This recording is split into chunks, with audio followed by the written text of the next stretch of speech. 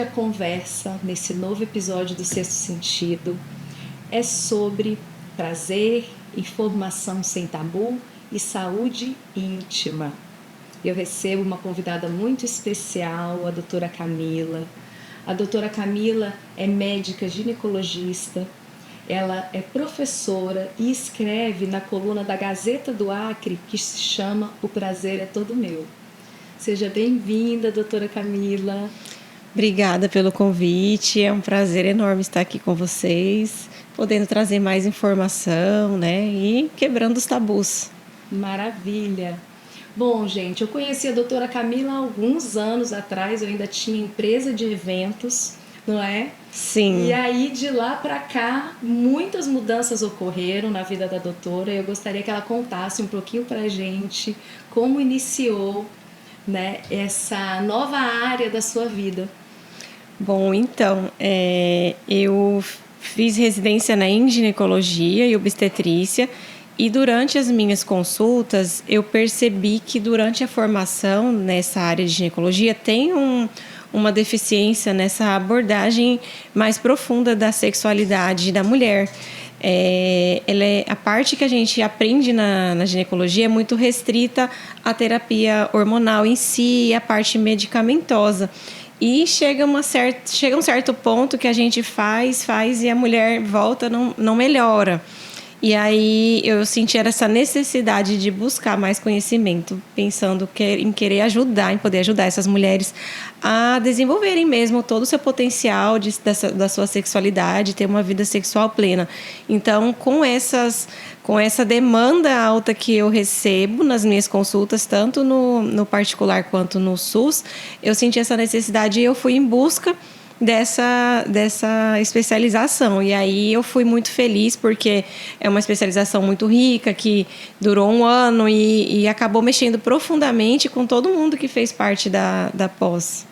Que interessante, porque a sexualidade, eu acredito que ela tem muita relação com o nosso poder pessoal, né? Total.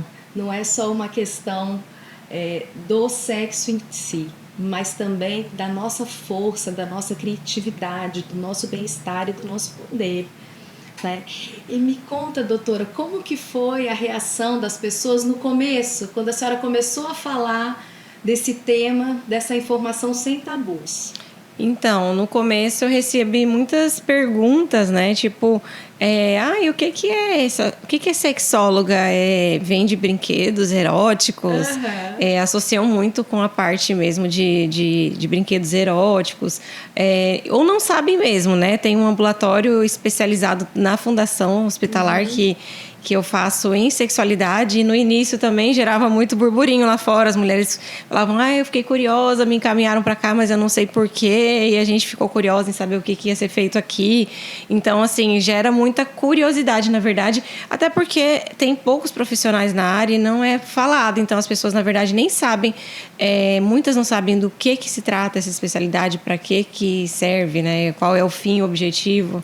Então conta já um pouquinho pra gente. Para que serve? Qual é a finalidade, o objetivo? Então, o objetivo da sexóloga, né, do profissional especializado em sexualidade humana, é justamente tratar, abordar qualquer dificuldade na relação sexual, né? Que seja a diminuição do desejo, da libido, a falta de lubrificação, a dor na relação sexual e a falta de orgasmo. E também algumas alterações, por exemplo, de compulsão sexual mesmo, vício em pornografia. Então, tudo que está relacionado a distúrbio sexual que cause sofrimento para essa pessoa, que já venha de um tempo, a pessoa já tenha pelo menos 6 meses com essa situação. Então, tem que causar sofrimento e estar relacionado à dificuldade na relação sexual. Entendi. E a senhora ainda enfrenta algum julgamento, preconceito para falar sobre esses assuntos? Bom, assim, eu procuro... Eu não percebo, assim, eu sei que tem, com certeza, muito tabu, assim, mas eu trato isso de uma forma muito natural, até porque a gente foi muito preparado para abordar isso, respeitando, inclusive, a religião, que influencia bastante. Sim. Então, a gente conversa bastante com a paciente e sente a abertura. Então, a gente só vai até onde ela permitir, até onde aquilo que ela acredita, né? A gente não vai bater contra a religião. Então, a gente vai sentindo, né, de acordo com o que a paciente acredita e podendo ajudar dentro das crenças dela. Então, de forma nenhuma eu vou invadir a privacidade ou a religião da paciente. Então, tudo isso é conversado antes e aí a gente tenta abordar de uma forma adequada, de acordo com o que a paciente vai contando pra gente. Porque uma reflexão que eu sempre faço e que eu observo, que às vezes a religião coloca o sexo como sujo, né? Sim. Como algo ruim. Então isso eu acho que gera uma série de crenças limitantes.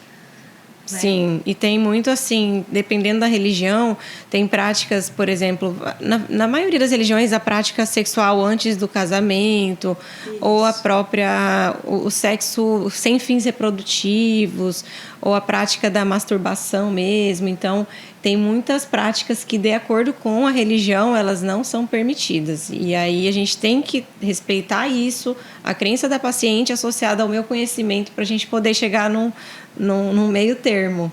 Isso, interessante. E me fala um pouquinho, quais são os mitos mais comuns sobre o corpo feminino? Bom, eu acho que os mitos mais comuns, acho que o mais comum de todos é que a mulher tem que ter o orgasmo durante a penetração. É muito comum elas pensarem que eu não consigo sentir prazer se não for com o estímulo da região do clitóris. Então a gente orienta muito também que a maioria das mulheres tem o orgasmo na parte do clitóris, apenas 20% tem o orgasmo na penetração.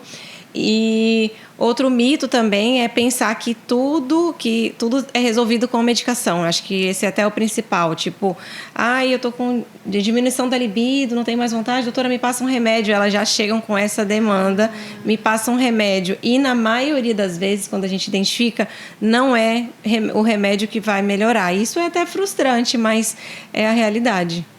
Cada dia eu vejo mais, doutora, que eu vejo assim o ser humano tendo algum problema, alguma dificuldade, só esticar o bracinho ali, pegar uma pílula, colocar na boca e achar que isso é suficiente e vai resolver os problemas dele. Exatamente. E muitas vezes passa por um processo de autoconhecimento, né? E no caso do que nós estamos falando aqui, eu entendo que é importante a mulher desenvolver essa percepção do próprio corpo, né? Exatamente. Na sexualidade é muito importante o autoconhecimento, porque essa mulher ela tem que ter uma autoestima boa, então ela tem que ser uma mulher que está se sentindo bem, que faz atividade física, que tem um hobby. Então tudo isso a gente tem que desenvolver nessa mulher, dela conhecer seu corpo, até porque na sexualidade a gente fala que o prazer é você quem sabe, não é o outro que vai te dar o prazer, você que tem que conhecer o seu corpo para direcionar o parceiro, a parceira para o ponto que você tem de prazer. Então, o autoconhecimento é tudo na sexualidade. Perfeito, gente. Vocês estão vendo aqui que nós escolhemos a dedo, né, os profissionais que vêm para o Sexto Sentido, porque a gente fala muito sobre autoconhecimento. E é muito importante a pessoa se autoconhecer, porque às vezes uma dificuldade de ter prazer, de se relacionar bem com o marido, está ligada até a questões familiares. Está ligada à forma como ela viu a relação dos pais, por exemplo, acontecer. Exatamente, a relação dos pais influencia muito, até pelo modelo de parceria que essa pessoa vai buscar. Foi o modelo que ela viu, que ela vivenciou, então muitas vezes se torna um ciclo, porque muitas vezes o pai era opressor, então ela acaba buscando aquele modelo de relacionamento para ela, sem perceber. E eu costumo dizer que, às vezes, durante a consulta em sexualidade, é o momento que a mulher entra em contato com ela mesma e às vezes ela descobre coisas que nem ela sabe. Então, às vezes, é uma forma de olhar para dentro. Então, naquele momento, a gente vai descobrir juntas quem é aquela mulher. Porque, às vezes, na própria consulta, ela cai em si e fala, meu Deus, eu acho que isso está influenciando na minha vida. Essa semana eu tive, inclusive, um caso interessante de uma paciente que ela, com 12 anos, ela foi deixada para cuidar dos irmãos. E ela tem um relacionamento que hoje ela se sente na obrigação de cuidar daquele irmão.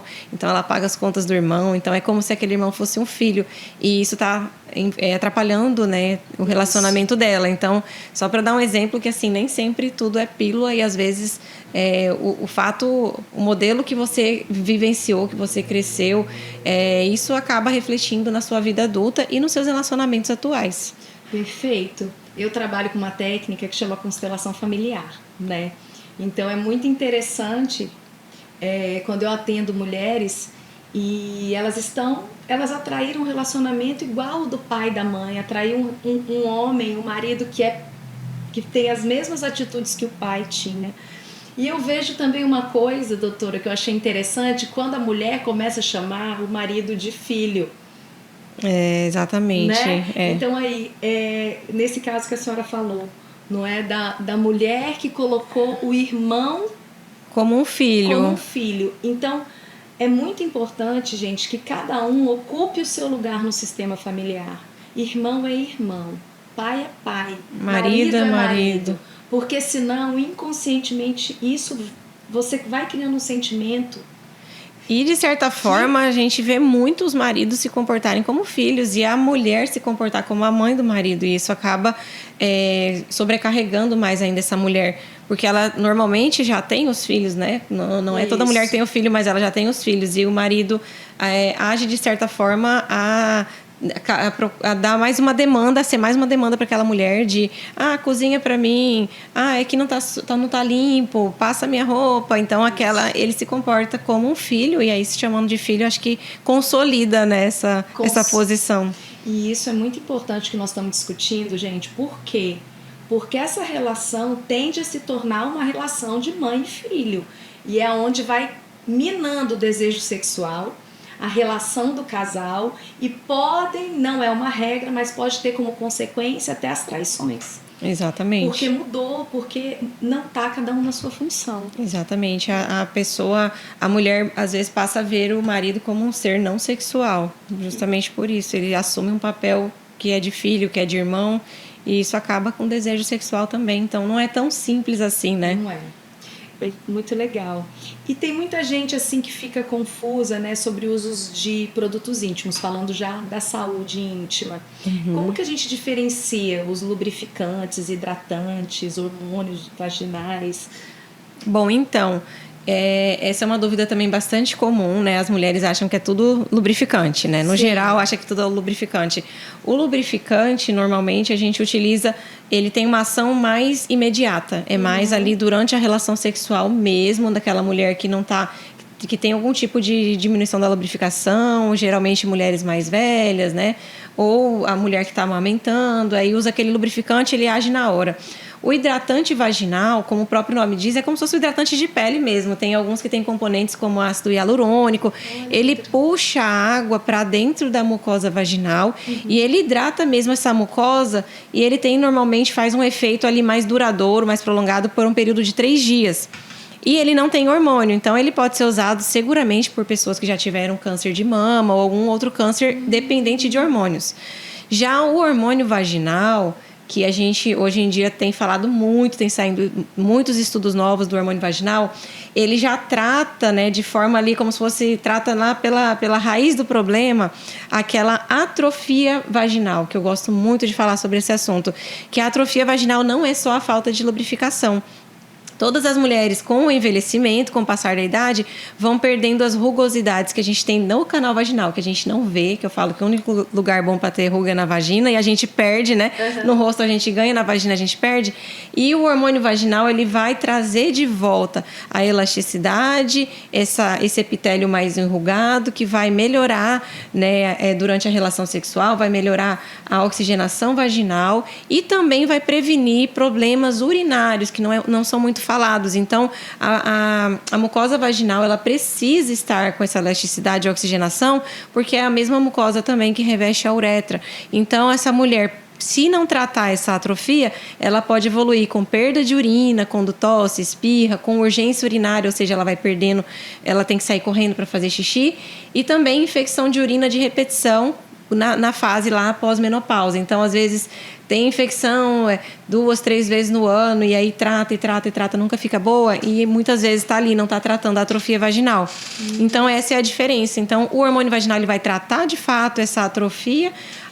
O lubrificante é só no ato sexual mesmo, não vai mudar nada em relação à perda urinária, à atrofia genital. E o hidratante, ele traz esse conforto também para as mulheres que não podem usar hormônio vaginal.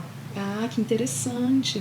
E esse ano de 2026, eu não sei se eu estou enganada, mas as pessoas começaram a falar mais sobre menopausa, né? Sim. Que parece que era algo que não podia ser dito. Era outro tabu. Era outro tabu falar sobre menopausa. E eu gostaria que a senhora falasse um pouquinho, né? Quais são os primeiros sintomas para a mulher entender quando ela está entrando no climatério até chegar realmente na menopausa.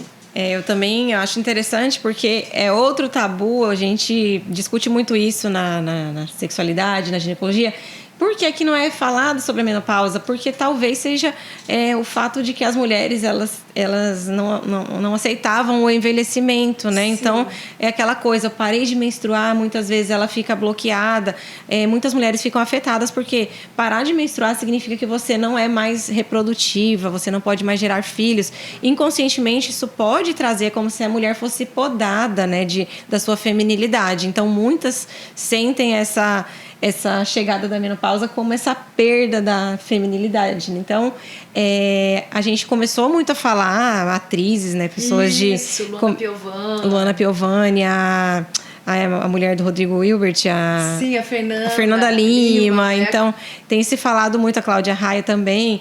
Então, assim, a menopausa é quando a gente fala menopausa, a mulher já passou 1 ano sem menstruar. É um diagnóstico clínico e retrospectivo. O que é isso? A gente só vai saber depois que ela passou 1 ano certinho sem menstruar. Mas os sintomas em si da menopausa, do climatério, que é essa preparação já, acontece geralmente 10 anos antes.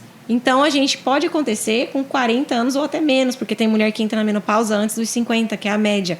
Então, a gente não tem como saber. Como que a gente sabe? É justamente aí o autoconhecimento.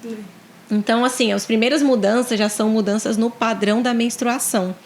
Ou seja, de repente uma mulher que tinha um ciclo lá de todo mês menstruava 28 dias, de repente esse ciclo começa a ficar mais curto, ela começa a menstruar a cada 21 dias, ou a menstruação em si fica mais prolongada, então ela já acha que é alguma coisa de mioma, pode até ser, mas às vezes já é essa mudança para o climatério, para a menopausa. Outro sintoma bem comum é o humor, né, que a mulher vai ficando mais irritada, perda do sono, então a mulher começa a ter despertares noturnos durante a noite, começa a acordar, dores articulares, a síndrome geniturinária da menopausa mesmo, perde xixi quando tosse, quando espirra. Então tem ganho de gordura abdominal, que muitas mulheres falam, não tô mais conseguindo perder peso, tô acumulando uma gordurinha, eu sempre comi do mesmo jeito, fiz as mesmas coisas. Então é aquela coisa que tá tudo do mesmo jeito, não teve uma mudança alimentar, mas de repente ela não consegue mais perder peso e tem esse acúmulo de gordura abdominal. Então são sintomas que muitas vezes não são falados, o odor mesmo do suor que pode mudar. Então tem muitas pequenas coisas que podem indicar, se você presta atenção no seu corpo, aos sinais do seu corpo, você começa a perceber que você está diferente. Então não chegou a menopausa ainda porque você não parou de menstruar, mas você já tem sintomas que vão mudar a sua qualidade de vida. Entendi. Olha aí, gente, importante esse bate-papo. Realmente é algo que precisa chegar na casa das pessoas, porque informação é poder. E às vezes a pessoa está sofrendo por falta de informação, por uma crença limitante. E isso é muito sério, viu? Eu honro muito esse trabalho. Sim, eu acho muito importante, assim, a informação mesmo baseada em dados científicos, né? Porque hoje a gente tem um excesso de informações na internet, a gente nem sabe em que acreditar, né? E eu acho importante as mulheres estarem munidas de conhecimento, até para que elas possam, né, procurar ajuda quando elas perceberem que estão sofrendo com alguma coisa.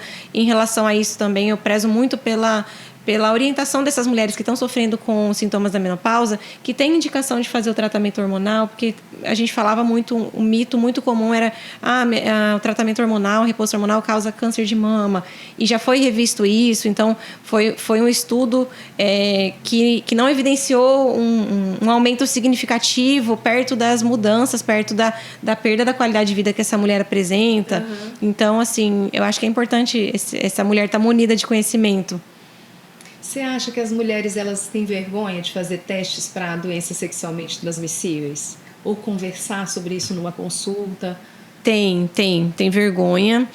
Por isso que eu acho importante o médico ativamente perguntar, que é a mesma coisa, além da doença sexualmente transmissível, a sexualidade em si. Sim. Então, assim, eu gosto de abordar essa parte das doenças, das infecções sexualmente transmissíveis, porque muitas mulheres estão em um relacionamento estável e acaba que isso pode gerar um tabu dela pensar que tem a ver com traição. E não necessariamente, gente. Às vezes a infecção sexualmente transmissível é uma doença silenciosa, uma infecção silenciosa, que a própria parceria sexual não tinha sintoma ou adquiriu no relacionamento anterior ou no próprio relacionamento. A gente não tem como estimar quando foi que a pessoa adquiriu, e a gente nem é nosso papel julgar. Sim. Ou saber exatamente o momento que a pessoa adquiriu. A importância é fazer o diagnóstico, né, o mais cedo possível e tratar, se for possível, o casal, inclusive, né? Então, é um tabu, sim, porque, queira ou não, está ligado a uma possibilidade de traição, a um rompimento da relação. Então, é importante que o médico questione, porque na maioria das vezes, acho que as mulheres não vão falar que querem fazer os exames. Uhum. E quais os sinais, assim, que às vezes nem todo sinal é bem perceptível, né? Mas quais os sinais que já a mulher sente, os sintomas que ela já deve procurar ajuda e buscar fazer os exames? Bom, primeiramente deve fazer o exame rotineiramente, né? Pelo menos uma vez ao ano, sem sinal nenhum, porque tem doenças silenciosas. Por exemplo, o câncer de colo uterino evolui por anos sem a mulher ter nenhum tipo de sintoma, mas se houver algum sintoma que a gente possa chamar de alarmante, por exemplo, o sangramento após relação sexual, que pode ser um sintoma de ferida ou do próprio câncer de colo de útero, alguma secreção vaginal que não tenha um odor agradável, né? Porque a secreção vaginal, ela existe enquanto a mulher está ali menstruando, vai ter a secreção vaginal. Isso parece besteira, mas as mulheres não querem ter essa secreção, elas acham que é um corrimento. Não, secreção vaginal é normal, toda mulher saudável tem, mas se ele tiver um odor, né, desagradável, diferente do que você está acostumada, ou causar coceira, irritação, alguma lesão na parte íntima, né, uma feridinha. Muitas mulheres têm a infecção pelo herpes genital e elas chegam falando: ai, doutora, eu me cortei aqui com a lâmina. E não é. Elas, na verdade, não querem acreditar, né, ou não sabem mesmo que é uma infecção sexualmente transmissível. Então, qualquer feridinha que você verificar, se esteja na dúvida se foi a lâmina ou não, mas assim, procure um médico se você verificar qualquer alteração, né, na sua região genital. Olha aí, mulheres, percam o medo de fazer perguntas. É muito importante. O médico que está te atendendo, ele não está lá para te julgar. Exatamente, exatamente. Ele está para te orientar, para fazer os exames investigativos, né? Exatamente. O consultório médico, ele é para ser um ambiente seguro. Que eu até comparo com as pacientes que são, né, católicas. Eu falo, é igual o padre, você fala para ele não fala para ninguém. Isso. Então, o ambiente do consultório não é um ambiente que o médico vai levar para outro lugar. Então, sim, o que é visto ali, o que é falado ali, fica ali. Então, é importante você aproveitar e tirar todos os seus medos, tirar suas dúvidas, discutir os tratamentos possíveis, sim, né? Porque muitas vezes tem uma possibilidade lá, tem 3 possibilidades de tratamento e uma se adequa mais a você. Então, é importante que você tenha uma confiança e um vínculo com seu médico para que você consiga tirar todas as suas dúvidas. E não ficar nessa angústia, né, gente? A gente já tem os nossos problemas da nossa rotina e ainda ficar com essas dúvidas na cabeça, com essa preocupação, não dá. Então, procurem um médico onde vocês se sintam à vontade, tenham confiança, afinidade, porque essa relação com o médico também tem a ver com afinidade, né? É muito importante, é muito importante. Às vezes tem a médica, a amiga indicou uma médica, mas chegou lá, você não teve aquela conexão, não teve né? Exatamente, não teve a conexão. Então tem que ser alguém que você confie, né, no trabalho e que você tenha uma conexão, uma confiança para você se abrir, até porque principalmente nessa área de ginecologia e sexualidade, você tem que ter uma confiança naquele profissional, né, para que você possa abrir, porque é uma intimidade sua, né, não é para qualquer pessoa que você vai expor. Verdade, é isso, gente. Até procurar um psicólogo, um terapeuta, passa por esse primeiro contato para você ver se você se sente segura, né, se tem essa conexão. E o importante é ir, né, não deixar de ir. Você já falou sobre a síndrome de excitação genital persistente? Já, eu acho que eu já falei. Pode falar um pouquinho pra gente sobre o que é, como que funciona? Então, essa síndrome, ela não tem a síndrome da excitação genital persistente pelo próprio nome que já diz, né? É uma síndrome que não tem causa definida e que a mulher pode estar em qualquer ambiente, no ambiente de trabalho, e de repente ela sente uma excitação e pode ter até o orgasmo. Então, ela fica em ambientes que não são adequados à situação. Então, isso causa constrangimento, né? Então, é uma síndrome que não tem uma causa ainda definida. A gente trata com tratamento multidisciplinar, muitas vezes com terapia, muitas vezes está ligado também à ansiedade, mas como não se sabe a causa ainda, e tem poucos casos relatados, mas assim, e quando se fala sobre isso, inicialmente algumas mulheres pensam, ai, que legal, ela fica excitada, mas não, porque imagina você no meio de uma sala de aula, né, no meio do supermercado, então é uma situação muito constrangedora mesmo. Entendi. Bom, eu tenho 2 filhos. Já vou aproveitar, gente, para trazer o meu caso concreto aqui e pedir umas informações para a doutora.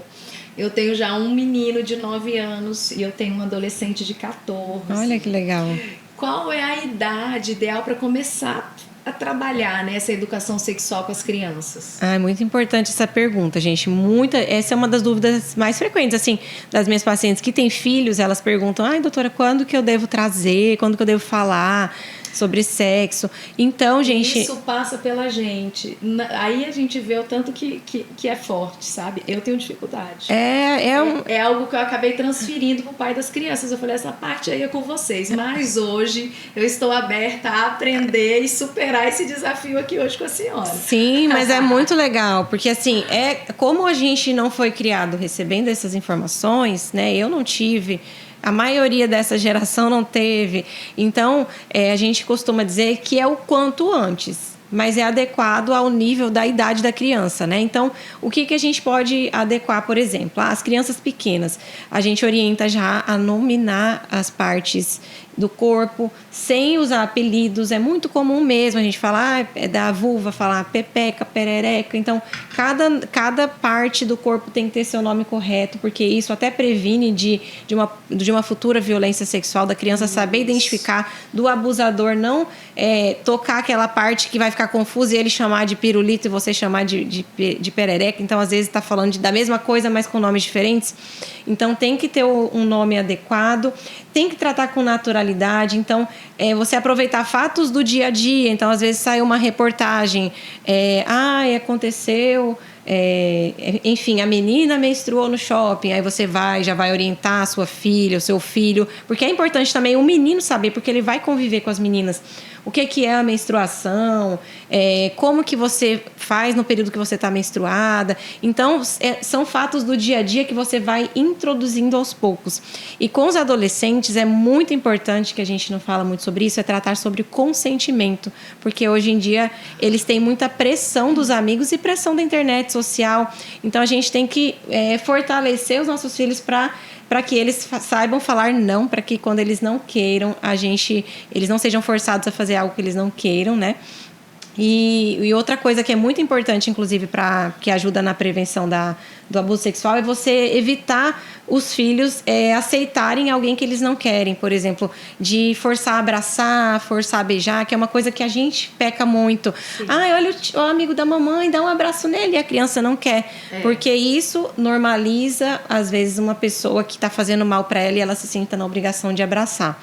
Agora, a parte mesmo de você falar da sexualidade tem que ser cada vez mais natural. Tem vários livrinhos também de ajuda, assim, que falam do desenvolvimento. Então, quando a menina começa ali com 10 anos, 9 anos, que vai começar a mudar, ter os pelinhos, ter o broto mamário. Tem livros já que ensinam por que acontecem essas mudanças. Então, de repente, eu acho que é uma boa tática presentear a criança com um livrinho e discutir com ela, tirar as dúvidas. E outra coisa legal é que quando as crianças perguntam pra gente, às vezes a gente é pego de surpresa, né? Mãe, o que é que... de onde que sai o bebê? E a gente já acha, meu Deus, eu vou ter que falar do sexo. Não, uma tática é devolva a pergunta para a criança. Fala... O que você acha? Da onde que você acha que sai? Porque muitas vezes ela já tem alguma informação prévia. E até onde ela sabe, você jogando essa pergunta, você vai saber até onde ela sabe. Então, às vezes ela só quer saber que o bebê está no útero. Ele veio do útero da mamãe. Então, às vezes a gente quer antecipar tudo e fica nervoso, mas a gente tem que saber até onde ela sabe, para que naquela idade a gente consiga dar uma explicação adequada e não pular etapas e evitar fugir do assunto também, que é muito comum. Não, fala pro seu pai, ou então, amanhã a gente fala. Então, se a gente não abrir a conversa, a criança vai procurar outras pessoas e às vezes menos adequadas para explicar, né? Porque tudo que é muito escondido, elas ficam curiosas e elas vão atrás. Muito interessante falar isso, né? Porque os pais, eles precisam ter essa escuta ativa dos filhos. Sim. Né? Ouvir, perceber, mas ele está querendo falar o quê? O que ele está sentindo? Exatamente. E partir da onde ele está. Exatamente. Né? E do que ele sabe. Do que ele sabe. Às vezes ele só quer saber que o bebê está na barriga mesmo. E a gente está pensando na relação sexual de algo mais complexo. Então, o que você já ouviu falar sobre isso? Vamos discutir. Espera aquela criança dar um primeiro passo para você ver o que você vai falar. Muito interessante. Você tem filhos? Tenho 3 filhos. 3? De quantos anos? Um de 18, um de 13 e uma de 11. E o de 18, e como eles veem o seu trabalho? Bom, então, o de 18 já tá morando fora agora, né? Foi fazer faculdade. E eles vêm assim, eu acho que vem com naturalidade, porque eu costumo explicar para eles o que eu cuido da saúde das mulheres, que a mamãe cuida do desenvolvimento da mulher, da mulher ser empoderada. Então, assim, ótimo. Eu costumo explicar dessa forma, né? Até porque, senão, às vezes, algum coleguinha vê e pode querer até tirar sarro da criança, fazer uma brincadeira, né? Então, eu trato de uma forma bem natural, eles tratam com bastante naturalidade. Isso. E voltando um pouquinho numa fala da senhora, quando eu era pequena, né, eu acho que conforme vai passando as gerações, tá melhorando, né, com a informação que a gente tem. Mas quando era pequena, a minha família sempre falava, né, tá perto de um menininho, é o namoradinho. Então, às vezes, o pai, isso também tem muita cara de homem, né, de Sim. pai, já começa a colocar na criança uma ideia que ela ainda nem está percebendo. Exatamente. Né? De sexualidade, de namoro. Porque criança tem que brincar, gente. Criança não tem que... Eu penso assim. Isso, né? Criança não namora, criança né? Virou um slogan, criança não namora. Criança brinca, né? Isso mesmo. Isso é bem importante que você falou, porque a gente sexualiza a criança, né? Sem perceber, né? Sem perceber, com brincadeiras que parecem inocentes, né? E associado ao uso hoje de cosméticos, que a gente também vê muito a criança, a mãe pintando a unha da filha, levando para o salão, fazendo mechas. Então, são produtos que têm substâncias que vão imitar o nosso estrogênio. Então, é como se a gente estivesse estimulando essa criança a desenvolver a sexualidade, né, antes do tempo, desenvolver, inclusive, a menstruação. Então, a menina pode ter a menarca, né, que é a primeira menstruação, antes do tempo, por estímulo desses produtos. Ai, que interessante, porque a minha filha, a Clara, ela tem o cabelo encaracoladinho. E aí eu acabei comprando um creme para desembaraçar, para fazer uma hidratação no cabelo dela, mas um creme de adulto. Porque fazia muito nozinho e eu não achava nenhum creme assim. Mas a gente tem dificuldade. Infantil, a gente não acha. Eu falei, não, vem cá, vamos usar o da mamãe. E eu li alguma coisa a respeito disso, que não é bom, né? Não é bom. Pelo menos até a menina menstruar, a gente tem que ter esse cuidado, né? Porque esses produtos, eles vão ocupar receptores de estrogênio e vão estimular ali uma puberdade antes do tempo. Aí, quando ela já menstruou, fica mais tranquilo, né? Ai, que interessante, gente. Que papo maravilhoso, né? Super importante. E aí, doutora, que mensagem que a senhora deixaria assim, para as pessoas que têm vergonha de falar sobre prazer, sobre a dificuldade de ter orgasmo, ou até sobre saúde íntima? Bom, eu sei que é bem difícil, mas assim, eu costumo falar que o sexo é uma coisa que todo mundo faz, mas tem vergonha de falar.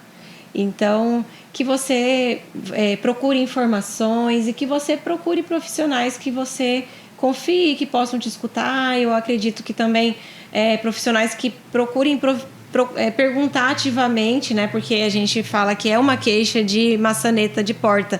Geralmente a pessoa vai lá e fala de tudo e aí ela quer falar, mas ela não consegue, ou porque o médico não deu abertura, ou porque ela mesma tem muita vergonha.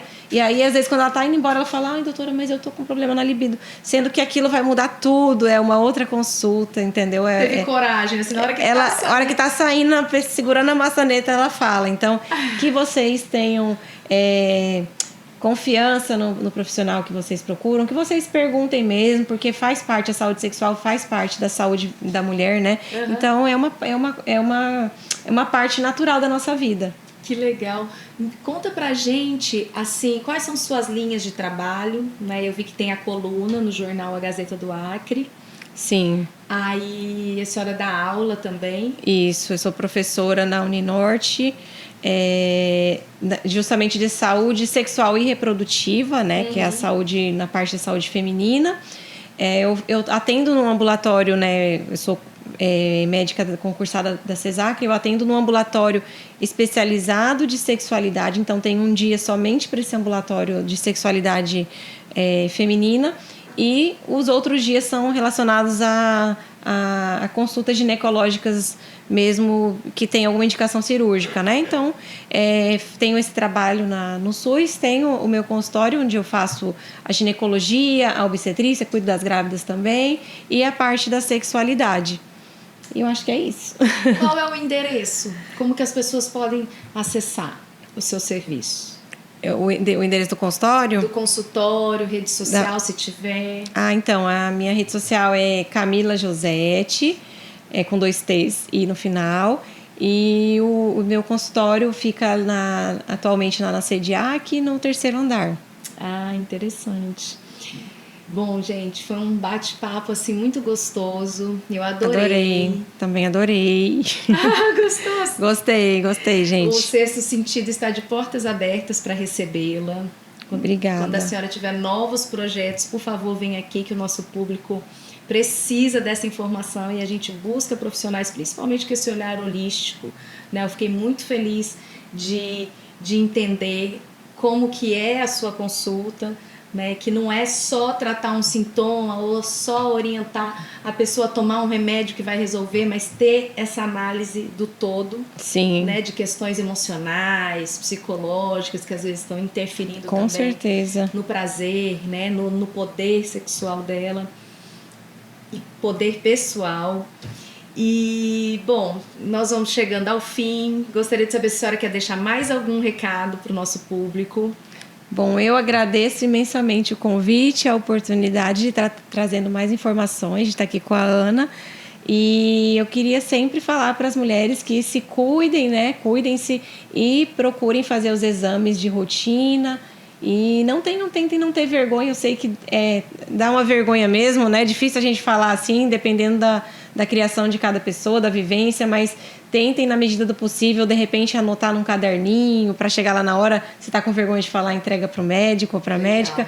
Então, que procurem tirar todas as suas dúvidas e que, mesmo sem sintomas, façam seus exames de rotina. Que joia, muito obrigada. Eu que agradeço. Gente, muito obrigada a todos que estão aí acompanhando mais esse episódio. Sigam as nossas redes sociais. Nós temos o Sexto Sentido Pod, que é a nossa página no Instagram. Tem no YouTube, que é onde as entrevistas saem, todas as terças-feiras, às 19 horas. E nos acompanhe, porque Sexto Sentido é poder. Muito obrigada. Obrigada. Foi ótimo. Que bom!